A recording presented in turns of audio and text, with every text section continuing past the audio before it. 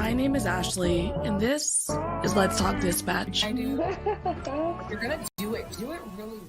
And I believe the world needs more dispatchers. Around in the mud, blood, and beer. Years that I'm not working 4th of July. 4th of July. Saying community policing, right? What about community dispatch? So on this show, with the help of my guests, we will educate, empower, and support the heroes behind the headset. Right. Hello, everybody. Welcome back to another episode here on Let's Talk Dispatch with me, Ashley, the Raspy Dispatcher. Let's all take a moment to talk about, it's definitely conference season right now. Unfortunately, we have not been able to get out to the national conferences this year. National NINA just wrapped up. I believe National APCO is going to be very soon, a week or two away. We're hoping next year to be able to get to a couple of those national conferences. But we will be at Kansas APCO presenting there. I'll be doing the closing keynote as well as some sessions, some roundtables. So looking forward to really hitting the pavement hard in 2025, getting out there on the conference circuit, but super excited to be doing my first ever closing keynote out there in Kansas. Let me know if you're going to be attending. I would love to connect. We're going to have a booth set up, all that good stuff. Now, before we get into our podcast episode and our amazing guests, let's take a moment to hear from our sponsors. Today's episode of Let's Talk Dispatch is proudly sponsored by Prepared. Their mission is to be public safety's most assistive technology. Revolutionizing how we handle emergencies, Prepared is dedicated to saving more lives and making our communities safer. Learn more about how Prepared is transforming emergency response at prepared911.com. Our next sponsor is Zybex Media. Since 2020, Zybex has been creating impactful recruitment films for their customers. Zybex Media offers their expertise, providing a full range of media solutions designed to attract and retain talent for all PSAPs. Visit zybex.com/media to learn more. These partnerships help us continue to spread the message that the world needs more dispatchers. Interested in partnering with us? Head to theraspydispatcher.com. And look, here's the thing. With sponsors, without sponsors, it would be much harder to be able to go out to conferences, continue to create resources. So we really do appreciate all of our partnerships and you guys taking a moment to check them out. They are really cool companies that really do impact first responders and dispatch centers in general. My guest today is a fire captain and paramedic with over 14 years of experience as a firefighter and 12 years as a paramedic. Josh is also a meditation instructor who is passionate about promoting the importance of mindfulness meditation for first responders. Now, Josh recently faced a major injury on the job, which, while challenging, gave him the opportunity to bring along a lifelong held idea. He founded Foundation Fortified, an initiative aimed at supporting first responders through mindfulness and meditation practices. Let's bring on our guest today, Josh. Hello. Hi, Josh. How you doing? I am doing well. Yourself? I'm doing very well. Thank you for having me on. I appreciate the opportunity. Yeah, no problem. You reached out to me, just kind of share what you got going on. And I was like, well, let's talk about it on the podcast. So I appreciate you being willing to jump on. No problem at all. Thank you. Awesome. Well, how'd you get into public safety? Well, I was going to college for neuroscience, believe it or not. That was Neuroscience. That was the direction I was headed. And I really owe the last, 15 years of my professional career basically to one lady. The tragedy of it is I can't even remember her name, but she taught a CPR and first aid class that I just happened to sign up for at a community college. And she was a firefighter, a local firefighter, city of Tempe, and she was just the coolest person I'd ever met. Something about her drew me in, something about her presence and her know-how. She just shook me to the core, really. So Mhm. I completely abandoned my aspirations to be a neuroscientist and went into firefighting. And I just had a feeling the career, the industry had something to do with her. So I've been doing that ever since. That's amazing. It's so funny, I think when you're in the career, first responders, law enforcement, there's a lot of like lateral assignments and I'm sure for that person it was probably just an assignment they had available at their department. They're like, "Oh yeah, I'll go teach CPR to, kids at the junior college." But those interactions, even without her knowing, like impact people so greatly. Well, it is funny you say that. I think we all have those individuals throughout our lives that or those interactions throughout our lives. I can almost trace a very direct lineage of people that have influenced me into this career. I Mhm. had a coach early on that taught me how to run hard, and he taught me the Mhm. importance of the body. Mhm. And being interested in that, I signed up for anatomy and physiology as a science. Got Mhm. really interested in that. Drove me toward wanting to understand the body and the brain. you know, Mhm. got me into that field, and then found the firefighting, the female firefighter at Tempe Fire, and Mhm. she pushed me to look into the industry. So it is really funny how you can just see your pathway, your calling, your situation in life kind of carved out for you over the days and years without you really noting it. You know. Yeah, yeah. Well, what was it like for you in the beginning? I mean, you did a hard pivot, right? You went from, neuroscience, shout out Derek, Grey's Anatomy, and then into firefighting. Like, what was that like for you getting started in that? It was a pretty easy transition, believe it or not. Mhm. Me and my father owned a small carpet cleaning business, a family owned business, and me going to university was going to be a struggle for that as it was. Mhm. Mhm. Um, so shifting to go to a community college for fire science, that was actually easier for the family at the time anyway. But Mhm. I got going quickly. I was decided I wanted to be a firefighter at 18. I was lucky enough to get my first full time career position by 19. Wow. So Yeah. it was a pretty fast start, and I was very fortunate to just be.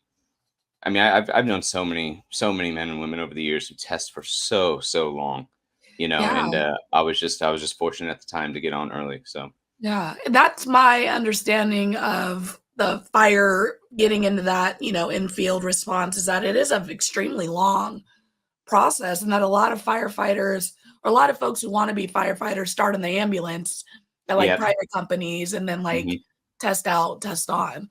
yeah, Um, I did have a similar path. Only, I got lucky to get on the fire service first. mhm, Then I took a short stint and worked ambulance work. And then I've been able to work on a fire department the last 8 years that we run our own ambulances and fire trucks. So I kind of get a little bit of both. So I'm fortunate in that way to kind of be able to explore two careers. So yeah. And I mean, obviously you've spent X amount of years in it, a very long time.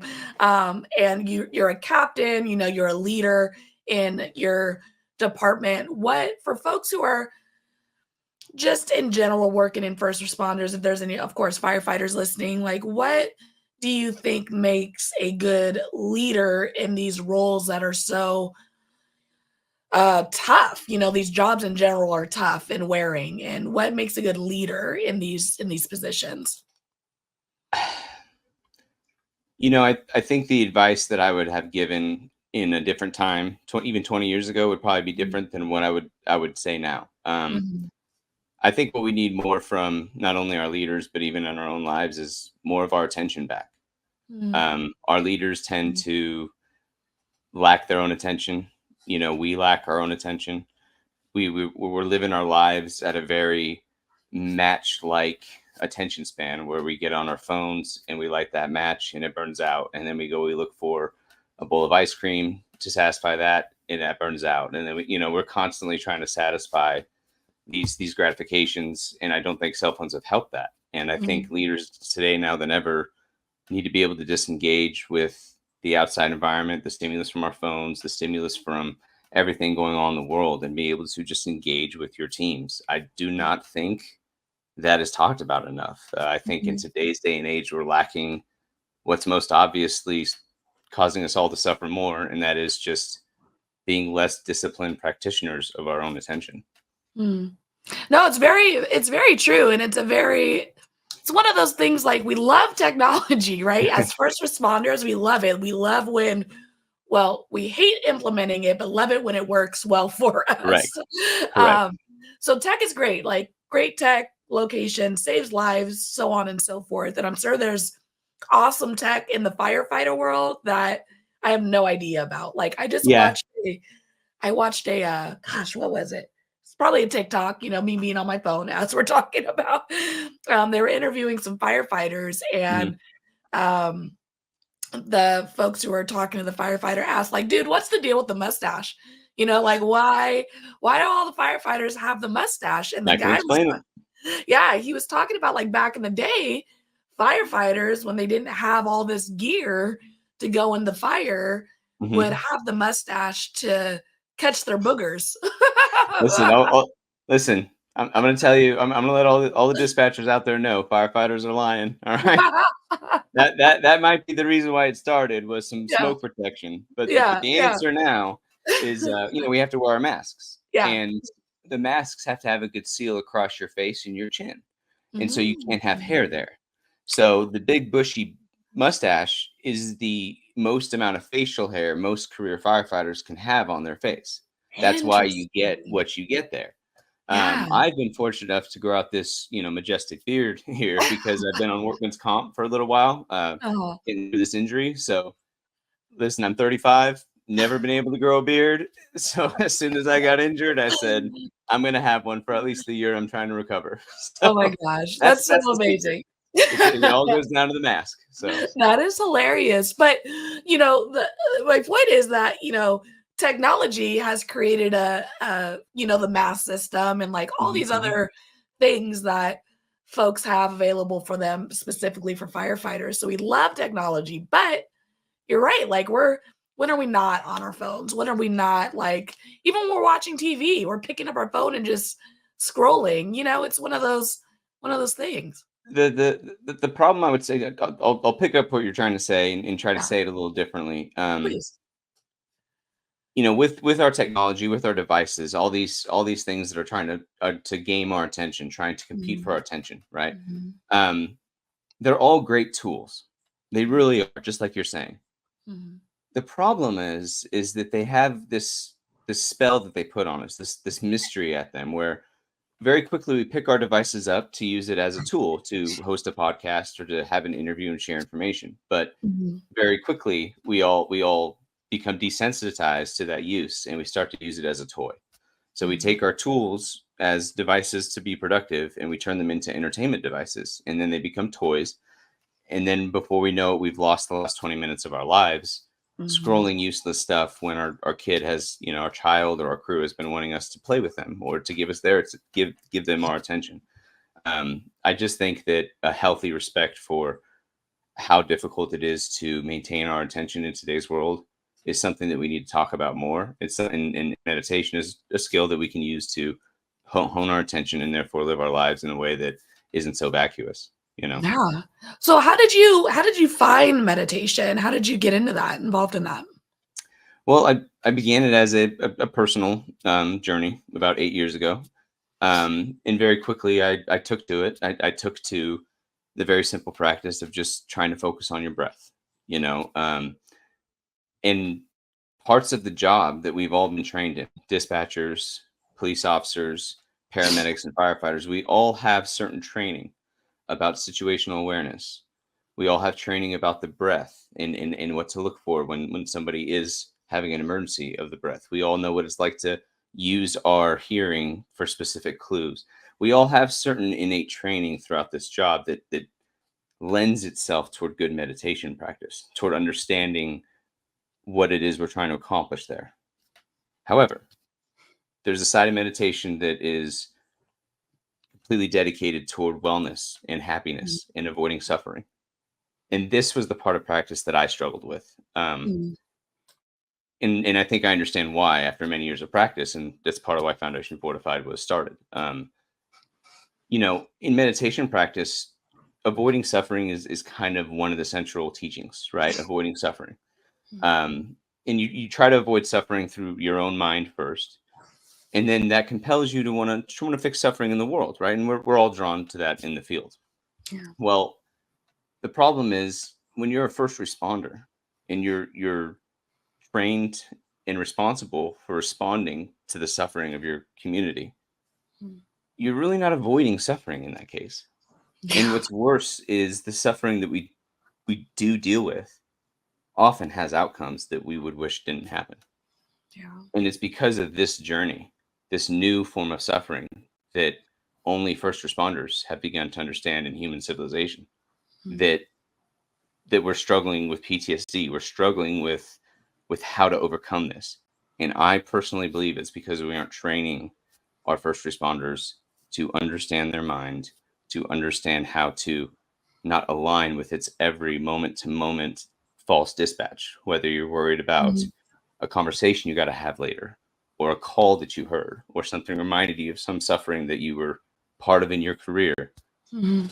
There's a way in which meditation can help you not identify with those thoughts, feelings, and emotions in a way that really is freeing and really does allow you to put the thoughts, emotions down and enjoy your experience in a different way. So Yeah. that's a big part of what meditation has done for me. Part of why I got into it, and just some of the struggles I've noticed that first responders just don't have the same. They have specific training that lends itself toward meditation, but because of what we dealt with, it can be difficult to understand our feelings and thoughts as they come up during meditation. And Mhm. that's what I'm hoping to be able to help train people through as well. Mhm.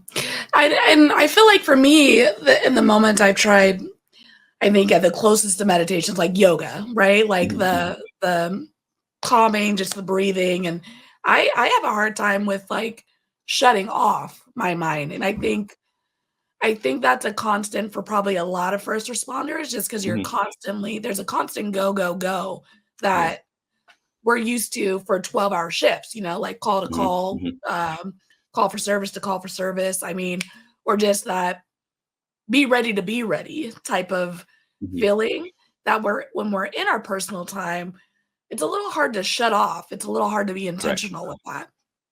Correct. Yeah. As first responders, we tend to live these two different lives. Mhm, And mhm, it first became apparent to me, I noticed when I would arrive at the fire station, at home by 9 o'clock in the evening, I'm gassed. I'm ready for bed. But at the fire mhm, station, I don't even start thinking about bed till 1 in the morning. mhm. I eat at different times, right? Yeah, I do different hobbies. I would value different things at the fire station than I would in my personal life. yeah. And that was an interesting perspective as a new practitioner of meditation to notice that the self that I take myself to be Mhm, actually does have two modalities. And once yeah, you become sensitive to that, it does help you to not blend the two lives in a way that can seem systemic, can seem like you're condemned to have to live this one life through these two different ways. You can actually mhm, begin to sense your two different lives and live them in two different modalities. mhm, Meditation can help open you up to those differences as well. mhm. Well, you like I said in the opening, is you recently had a major injury. You mentioned you're still on workman's comp. Mhm. I Mhm. think this is something that I compare what we do in general, no matter what level you're in, whether you're an infield responder, firefighter, law enforcement, or a dispatcher, Mhm. to athletes in the sense that one day you might tear that ACL. You know what I mean? Like you might go to work, everything's fine, and then everything's not fine anymore. Mhm. And then there's this vacuum of a power shift where it's like, I can't do this anymore the way I used to. What does that mean? What does that look like? And some folks, some ACL tears are career ending and then some are okay. Mhm. You had this major injury, you're still working through it. What was that like for you when that happened? Like your identity as a firefighter, and then obviously putting that energy into creating this company.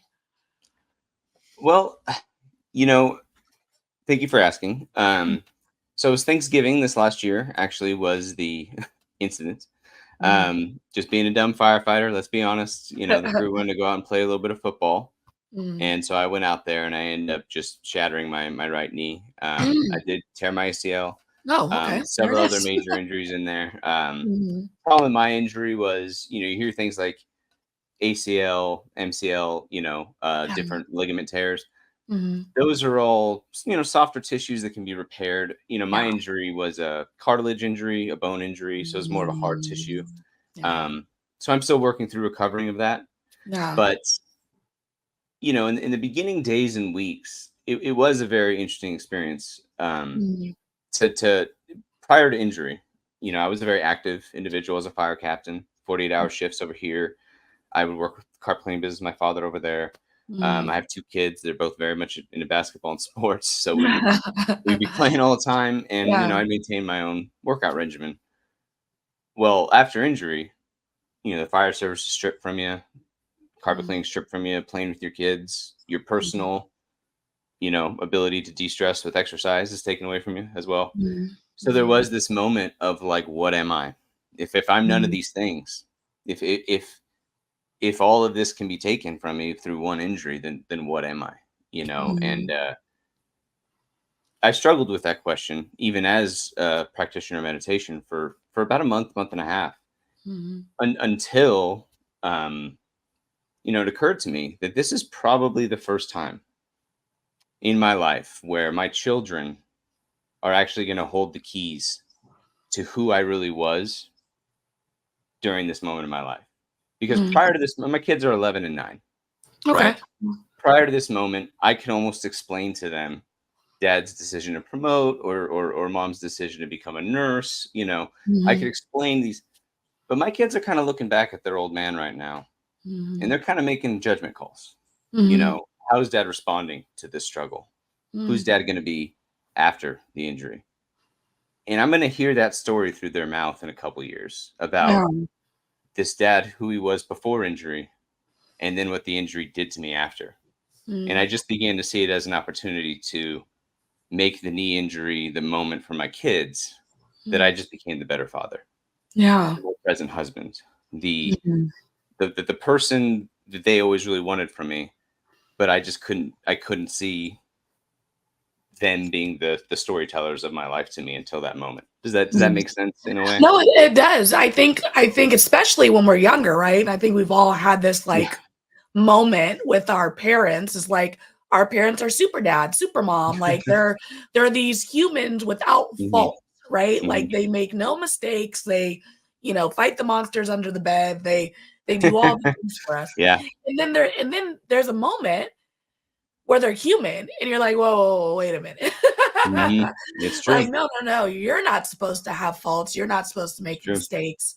Um, and all of our parents harm us, air quotes, in a way because we're human, Hmm. right? And I think what you're describing is this moment where you're recognizing, like, hey, I'm human and I want my impact to be as minimal on my children or as positive.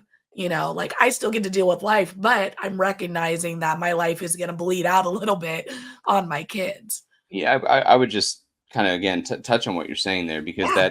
that is what you just said there is actually more of a meditative insight than you might understand it, because Mm, that that is one of the best benefits the meditation can offer is what you mm, just said. After a certain amount of time of focusing on the breath or focusing on sounds, mhm, you can begin to feel as if you're the anything that arises within awareness mm, is just that. It's just an arising, right? But we tend to identify it. So take something like anger. Okay, and this will have a full circle explanation, I promise, but just hard to mhm. get to. Yeah. But to take something like anger, we all feel that sensation of contraction, of anger when it comes on. But you really feel like that's you, and you're condemned as an individual to carry out the consequences of that frustration for as long as they will go. And what's worse is we tend to remind ourselves of the reasons to stay angry. you know Mhm, Maybe somebody hits you. Why did they hit me? My face hurts. Who are they to hit me? And why? What did I do to deserve that being? And you just keep reminding yourself of the reason to stay angry. Okay.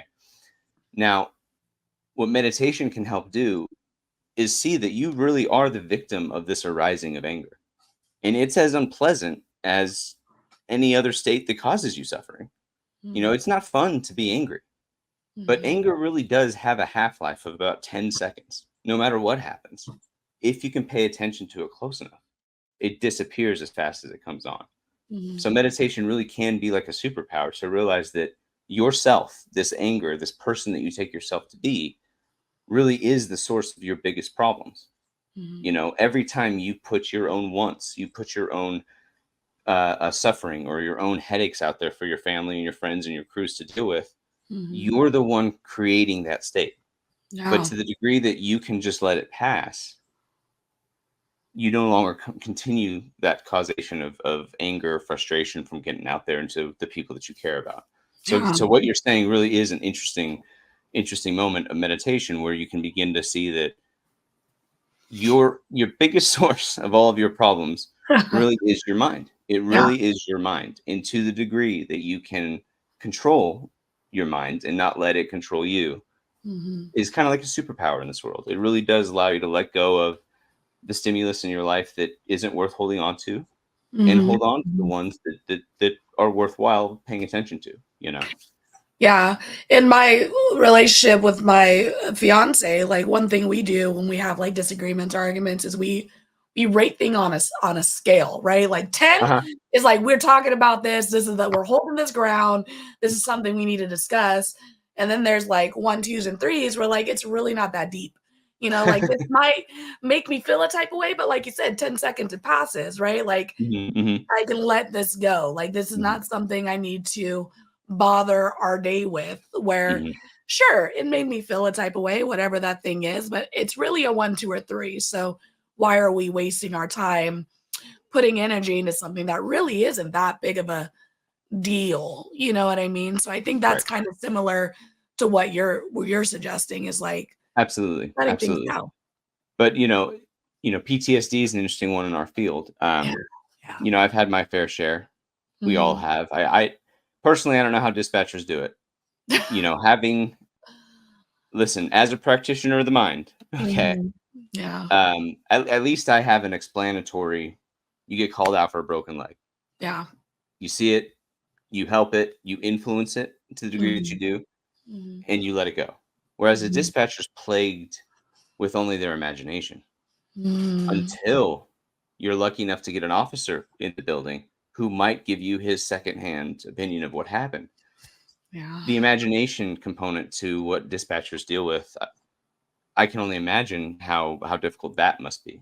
Because at Mhm. least when I'm on scene, I have the gratification of knowing what happened in, Mhm. in a way that doesn't plague me in the same way. But we all deal with traumas in our separate fields differently, don't we? Mhm. Yeah. Cops might feel it a little bit differently than a firefighter will, Mhm. whereas a dispatcher is going to deal with the same incident, same call, but they're just going to experience it differently and suffer different consequences through that, and Mhm. mindfulness has the ability to make us all really when you are alone in your mind and you really are just seeing what arises and what's passing moment to moment, you begin to have more commonalities with the people Mhm. around you because that's what we all are.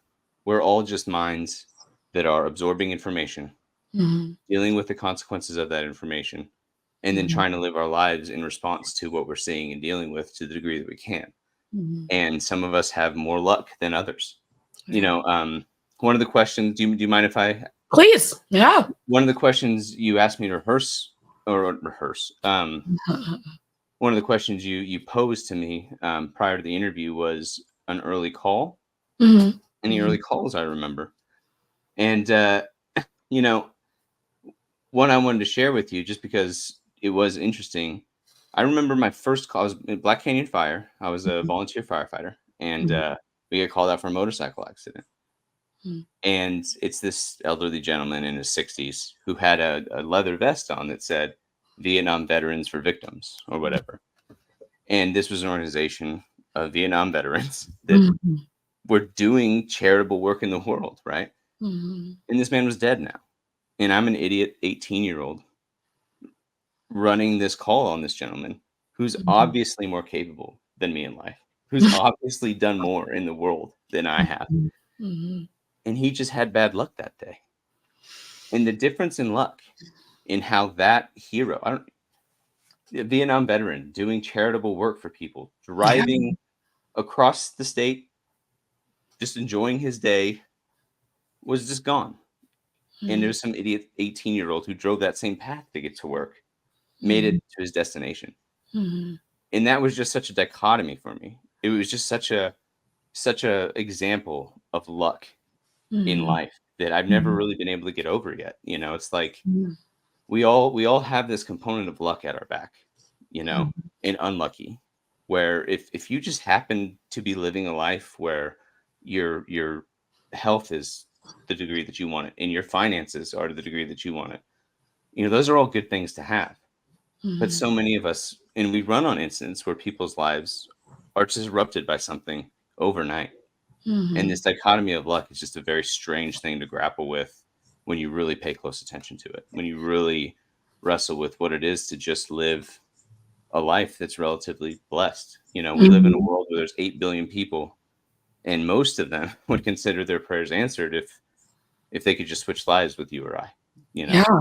And that's knowing that in and of itself can really help you feel loving kindness and generosity toward your situation rather than the constant pull of wishing that you had more, wishing that you appeared differently than you tend to, wishing that you had things that you once wanted but haven't yet achieved. All those are just stories. They're just narratives. They're just imaginations, false narratives of the mind, false dispatches of the mind that keep us in a state of dissatisfaction with ourselves. So Yeah. No, it's a very real thing for, I think, us who are exposed to those bad luck yeah. instances, right? Like, Mhm. I mean, I can think of countless folks who are just walking down the street and they get hit by a car in a crosswalk, because it's a drunk driver, or, you know, like when you think of it, like a lot of, we get exposed to those, right? So Mhm. often. And, the only things folks are seeing on the news are like high critical incidents, or, Mhm. um, something that is, real rare, or really like, clickbait type of thing, Mhm. something that's gonna really spark folks' interest. But Mhm. the reality is, the one shooting that makes it onto the news, there was probably 5 or 6 others that didn't, that Right. folks are responding out to, that folks are answering calls on, Or um, unsuccessful attempts even. or unsuccessful attempts. I Yeah, mean, 1,000%. just harm in the holster that never fired around, and it's like it is 1,000%. astonishing, we failed to see the good that our dispatchers, police, and firefighters do to keep harm from getting Mhm. bigger. We Mhm. failed to see when the system works the way it should. Yeah. And to the degree the bad guy gets 2 or 3 extra minutes ahead of us is the Mhm. degree that we can oftentimes look like we struggle to rise to the occasion. But Mhm. you're absolutely right. I mean, there are so many instances that don't happen Mhm. because dispatchers are out there getting critical information and dispatching the right units. But we Mhm. tend to notice our end of the job only when that isn't done correctly, right? Mhm. And Mhm. and firefighters, I've tended over the years to see firefighters get frustrated with dispatch. Yeah. It's always occurred to me What do you that mean we're perfect? but your take. Okay, look, I mentioned earlier I have 2 Which kids. Okay, Yes. I know the struggle. I have 2 sources of information. Okay, what happened? and and the mismatch of their stories alone is too hard to. I couldn't imagine the Yeah. struggles of being a dispatcher.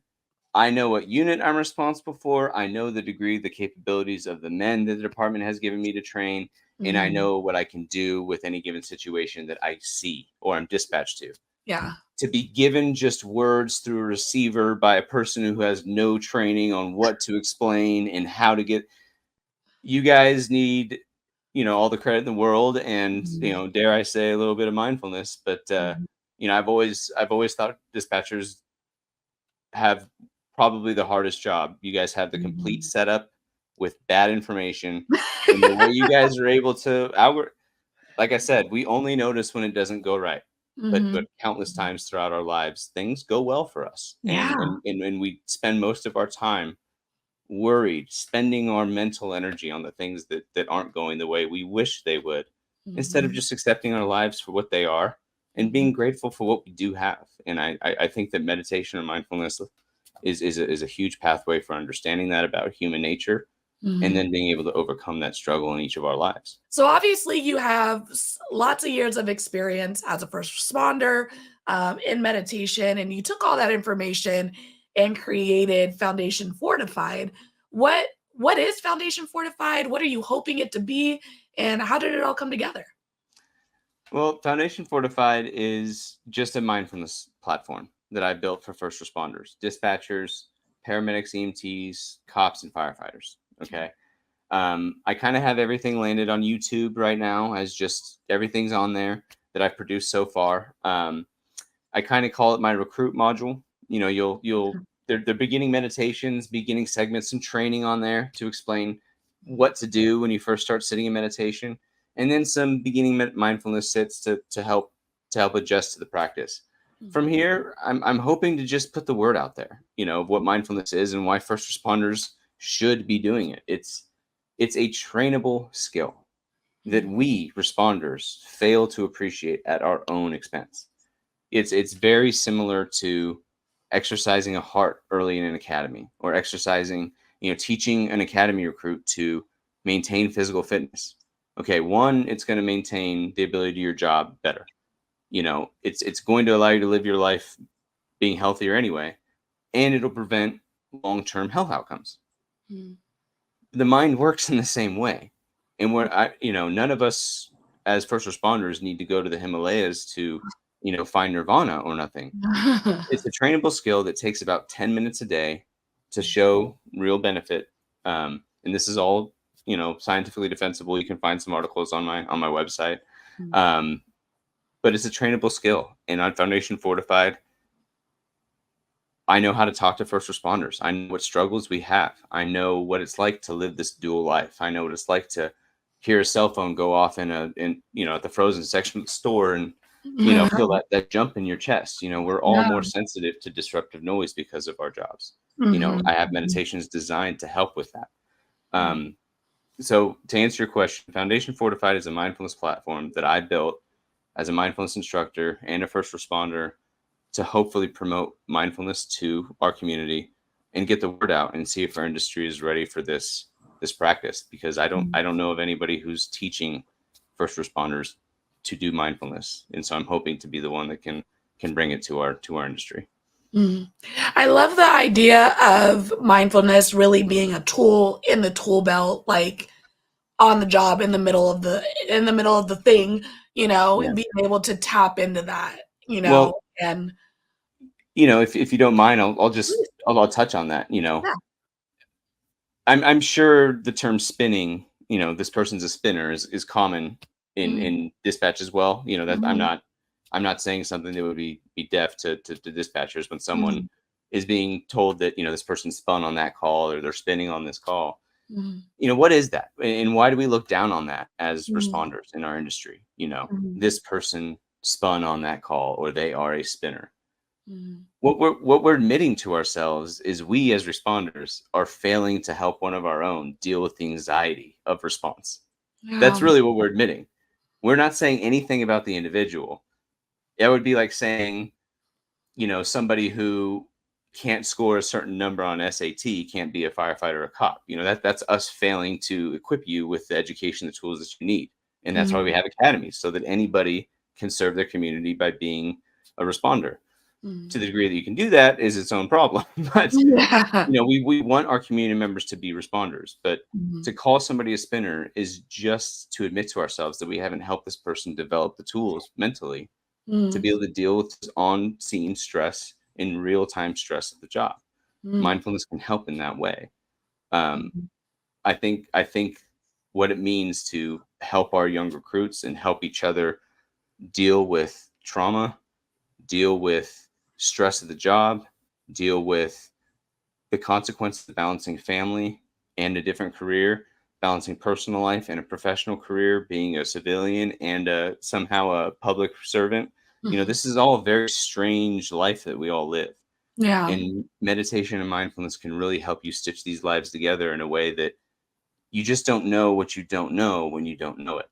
And mindfulness can help you understand some things about what it is to be human, no less, as it is to be the kind of responder that you really always wanted to be. Yeah. You know, I really believe that we neglect this trainable skill at our own Mhm. peril. It's true. And I think it's funny because in dispatch, I don't know if you're familiar, but we definitely have a reputation for eating our young, which is wild to me because like I like time off just like the next person. So I don't know why historically some centers and some trainers are just like, they're not going to make it. They're not handling that call. They're spinning, things like that. When we're just, this person can't do it. We're going to work their way out rather than how can we make it so they can do Right. it. Right. I see a future in which, we now spend immense taxpayer resources on teaching Mhm. firefighters, police officers, and ambulance to the degree that your community pays for ambulance services Mhm. to pay for their physical fitness, to allow them time on duty to be a physically fit individual. We spend taxpayer money to do that because we Mhm. understand the cost benefit ratio to that. Yeah. I do see a future in which mindfulness will be similar for first Mhm. responders Mhm. as our scientific understanding of what mind. I'll take a moment to just explain the difference between meditation and mindfulness. That's why I keep Please. using the one word. Okay. Mhm. Mhm. Meditation comes with its set of baggage, right? We all kind of feel it when we hear somebody, oh, I meditate, and now you're on guard for, someone to start telling you about their chakras or, tell you about how to, right? It's convoluted and there's a Mhm. million different ways and there's a million different. Mindfulness is just the West's attempt to Mhm. pull from meditation what is scientifically defensible about what actually works, what are actually the benefits, and what are we actually doing when we're asking somebody to sit down and focus on the breath. Mhm. What are Mhm. we actually training and what's happening in the mind? What's happening? What can we see on a CAT scan when we put somebody who's a meditator? What can we see? Mhm. And that's what mindfulness is. Mindfulness is just moment to moment awareness of whatever's arising in consciousness without judgment. That's Mhm. it. That's the single sentence. Because Mhm. you tend to, I'm sitting here talking to your audience right now, right? Mhm. And many of them are going to be trying to listen to what we're talking about, but be Mhm. captivated by this narrative of mind behind their head about what they got to do after they're done listening or what they're doing while they're listening.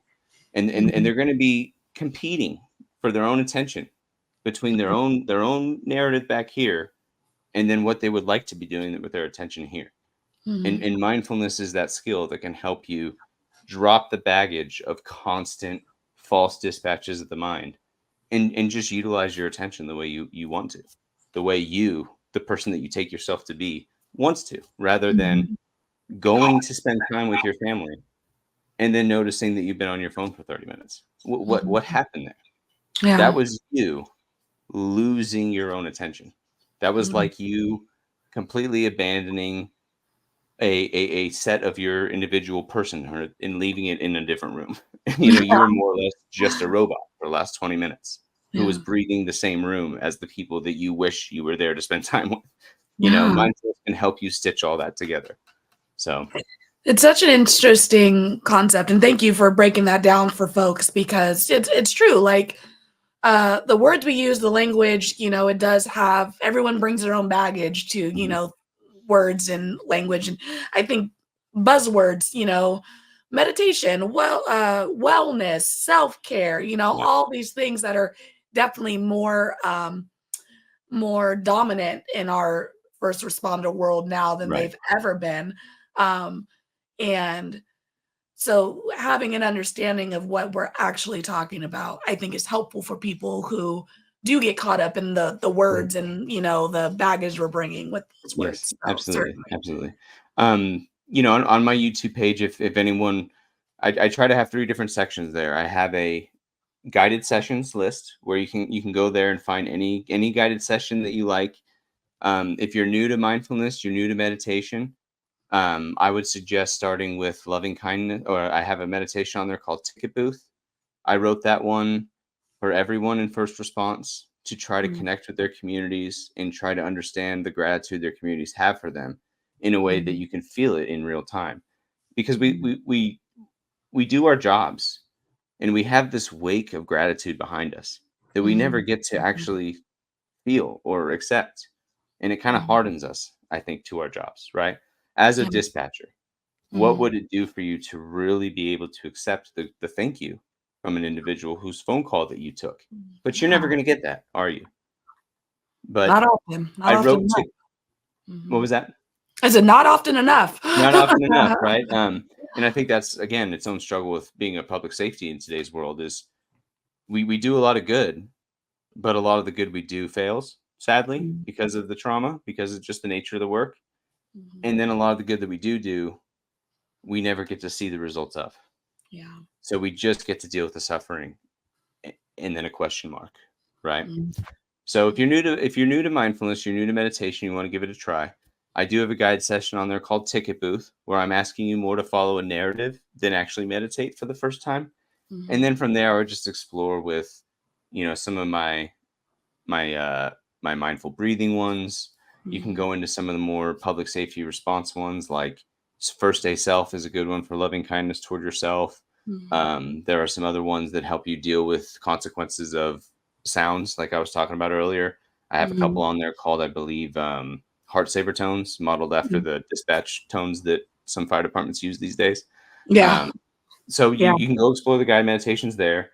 I have training videos to help first responders understand what to do with mindfulness and how to do it. And I have lifestyle videos. And this is a moment for me as your meditation instructor, as somebody who's trying to get you to blend. It's one thing to be a great meditator on a cushion. Mhm. You could be the Mhm. world's best meditator and still be an asshole. Can I say that? Love it. Love it. Yes, so And true. still be an asshole, right? Yeah. What good are you doing with your mindfulness? If you're seeing if you're in the 18th dimension, but you're still a Mhm. jerk, what good is that doing? So Yeah.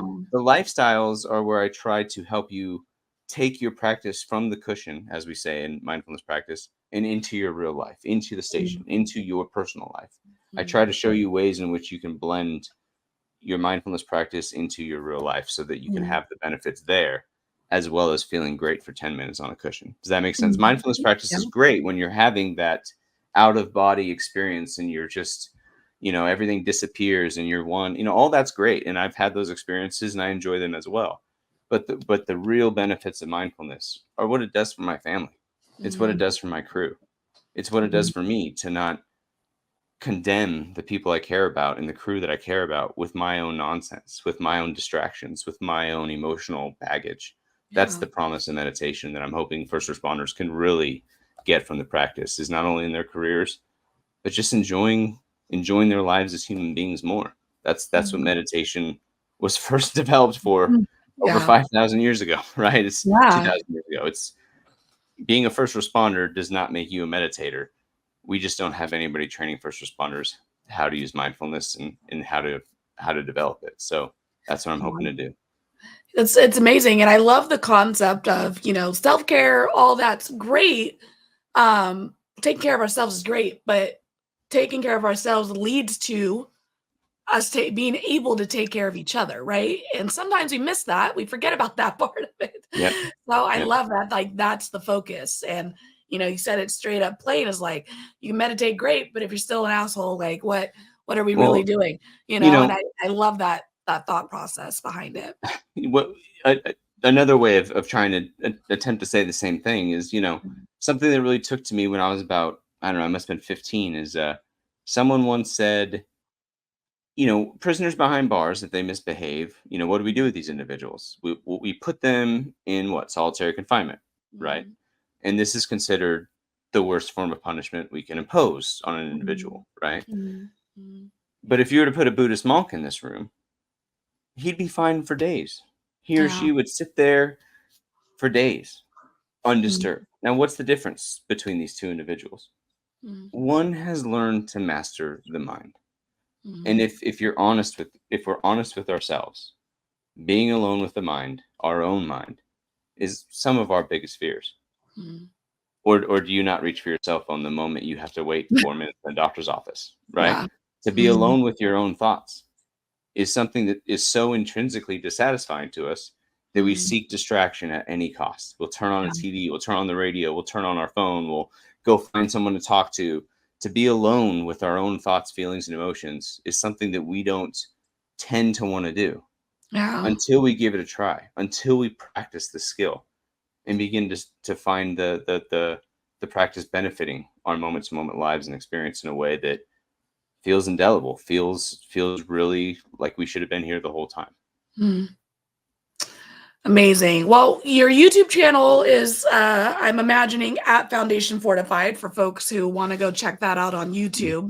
Yes, ma'am. Where else can they find information about Foundation Fortified? Well, you can go to foundationfortified.org. Okay. That's more or less just a landing website. Most of our content is being built out on YouTube right now. It's all for free. I don't have, there's no paywall. I haven't charged a dime. I'm putting it out there to help first responders. I'm hoping that not only is the industry ready and appreciative of this practice, but that they can actually see me as their meditation instructor. To be a meditation instructor is intrinsically to be a very personal thing. I'm hoping to be an instructor that can show you something about your life and your experience that you don't know yet at the ripe age of whatever you are. Right? I'm trying to give you a tool that you can use in your life whenever you need to. And that is something that I'm auditioning for. There are plenty of meditation instructors out there. You just got to type it on YouTube, meditation, do a 5-minute sit. But I'm hoping there's something about my experience as a firefighter that can talk to first responders and bring it in a way that not only is I'm valued as a meditation instructor, but also, I can bring the awareness to this cause in our industry. So, it's just as much of an audition for me as it is for the people going out there hoping to find what I have to offer. So awesome. Well, one of the last questions that I ask everyone who comes onto the show is, what advice would you give someone who is considering a career as a first responder, dispatcher, firefighter, officer? What's some advice you'd give them? Well, I think as a mindfulness instructor, I should probably say, take time for mental health and mindfulness, and absolutely, obviously, that's my cause, that's my mission. I'm definitely going to be promoting that. But on a personal level, to any young firefighter, cop, paramedic, dispatcher, I would just caution you that overtime is just time over. Okay, we all feel the pull of overtime, and I've worked more of it than I'm known at my department as the guy that did overtime. Okay. And, I thought I was doing the right thing. I was even a mindfulness practitioner throughout all of those missed opportunities to spend time with my kids. And they grew up fast. And luckily, I've had the time through this injury to really connect as a father and to take a break from, that constant cycle of working your own responsibilities, but working at an under-resourced fire department. Many of us work at under-resourced departments, and that pull to work that extra shift is always there. And as much as our administrators might not like to hear me say it, overtime is just time over. And don't be compelled to work more of your life away than you would want to, I guess would be my best piece of advice. So that's amazing advice. And honestly, it's the first time I can recall it being given. So thank you for that. It is a really good reminder, because you're right. There is always overtime opportunities at every level of first responder work. So Josh, absolutely. Thank you so much. This has been a wonderful episode. I do wish you a speedy recovery with your injury. But I'm sorry that it happened, but I'm happy that it has created this awesome opportunity for Foundation Fortified to come to fruition. Well, my dad used to tell me common sense is learning from your mistakes and wisdom's learning from other people's mistakes. And I guess I'm doing a little bit of both right here. I'm realizing I'm no longer 23, but at the same time, I'm just trying to use the time that I have to do something that I've always felt like should have been done. And no one's done it yet. And I got the time to do it. So I consider that a blessing. So thank you for your kind words. Awesome. I'll be right back with you.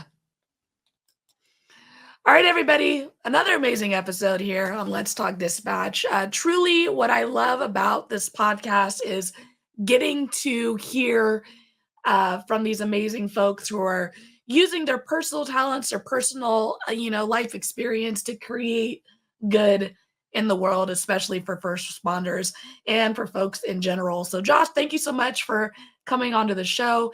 Definitely check out Foundation Fortified, their website, and especially their YouTube channel. We'll have all those links in the bio of this episode. Until next time, everybody, stay raspy. Thank you for listening to Let's Talk Dispatch podcast. Don't forget to hit that subscribe button. You can find us wherever you listen to podcasts, including Apple Podcasts and Spotify.